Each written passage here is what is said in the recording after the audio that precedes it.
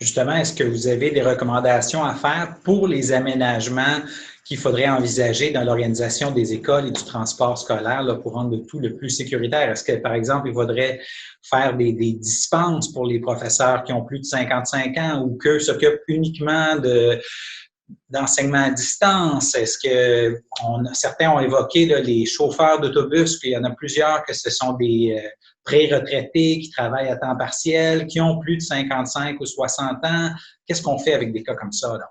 Ouais, je pense que ça va vraiment être la santé publique qui va dire ça. Si on parle des mesures de distanciation sociale, mettez ça en garderie, on oublie ça. Là. Les enfants, là, ça met les doigts dans la bouche, dans la couche chez le voisin, les jouets, ça ne changera pas. C'est des enfants, ça reste des enfants. Pour les autobus, je pense qu'ils verront comment est-ce qu'ils vont faire ça. Le gouvernement parlait du masque, là, puis le masque, il fallait non, non, non, bien, ça devient dans les possibilités. Mais le masque, le but primaire du masque, c'est vraiment, si on est contagieux, de ne pas le donner aux voisins. Parce qu'en fait, les portes d'entrée du virus, il y a la bouche, le nez, mais il y a les yeux. Vous regarderez à un moment donné vos collègues au travail puis la famille à la maison.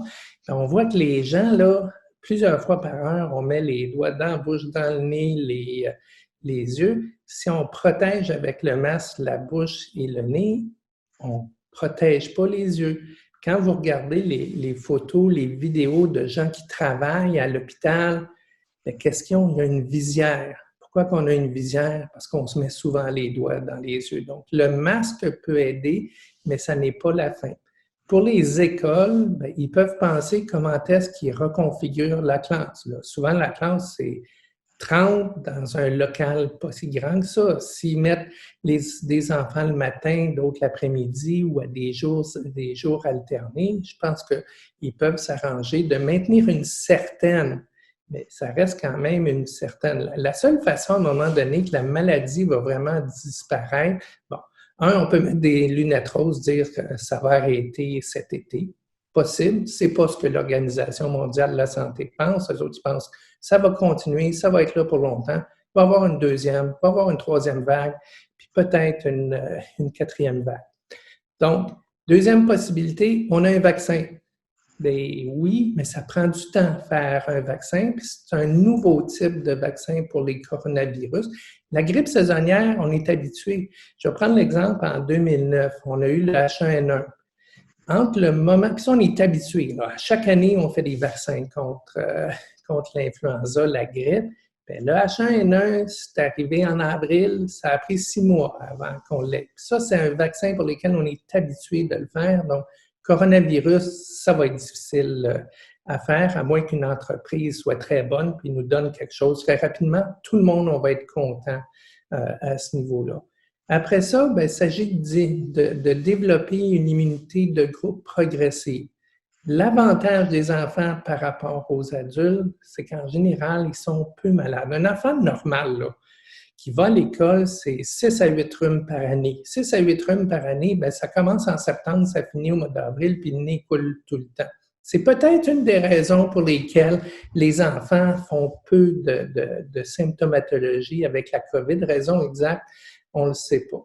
Donc, l'avantage, c'est que si on est capable, toujours en aplatissant la courbe, d'avoir progressivement plus d'enfants, en fait, qui sont immuns, bien, à ce moment-là, ça va aider à la dissémination. Puis pour nous autres, le pire, c'est qu'on arrive en septembre, il n'y en a pas plus qui l'est fait. On met les virus saisonniers, après ça, on met la grippe, ça va être le bordel. Pour, par exemple, un enfant qui a un système immunitaire faible ou la sœur d'un enfant qui a le système immunitaire faible, est-ce qu'eux, ils devraient avoir des dispenses même en septembre? Comment est-ce qu'on procède dans des cas comme ça? Bon, là, ça dépend de ce qu'on parle. C'est-à-dire, ce qui ressort, ceux qui sont vraiment à risque, là, ça va être les greffés de moelle, les greffés d'organes solides, les leucémies, les lymphomes. Il y a beaucoup de parents qui vont dire, là, mon petit, il est malade tout le temps, il a le système immunitaire faible. Ça, vous faites référence à ça. Ça, c'est des affaires que moi, j'étais en pédiatrie, j'étais en maladie infectieuse, ça fait que ça, j'entends ça tout le temps. Ceux qui ont un déficit immunitaire confirmé, pas juste un enfant qui tombe malade tout le temps. L'enfant qui tombe malade tout le temps, pourquoi il tombe malade tout le temps? C'est parce qu'il va à la garderie, il va à l'école. Puis les enfants se transmettent les infections. Ceux qui ont vraiment des déficits immunitaires, un certain nombre d'immunosupprimés, c'est clair que ça va être au cas par cas. Puis ce qu'on va suggérer aux parents, c'est d'en parler avec leur docteur, leur pédiatre, leur surspécialiste. À l'inverse, il y a plein de groupes. Là. Je vais prendre les asthmatiques. Il y a beaucoup d'asthmatiques au Québec puis au Canada. Mais les asthmatiques, ça ne ressort pas comme un groupe. Ils n'ont pas plus d'infections, puis ils n'ont pas plus d'infections sévères. La Société canadienne de thoracologie s'est positionnée le 7 avril pour dire ils ne sont pas plus malades, on continue les mêmes médicaments. Même les enfants qui ont des problèmes médicaux complexes, pas de déficit immunitaire, ça ne ressort pas comme quoi ils ont des maladies plus sévères. Donc, là-dedans, il se trouve quand même il y a une décision individuelle qui se prend. Les parents ne sont pas obligés. L'école ne sera pas obligatoire. La seule chose, c'est s'ils ne les envoient pas maintenant, puis on les envoie en septembre, on est à la même place que ce qu'on est maintenant. Là. Mais c'est ça, le premier ministre Legault a dit personne ne sera obligé d'envoyer son enfant d'ici la fin de l'année en cours, mais il semblait laisser sous-entendre qu'en septembre, ça va être autre chose. Là. En septembre, ça va prendre soit un biais médical ou une raison grave pour ne pas avoir une absence non motivée, entre guillemets. Là.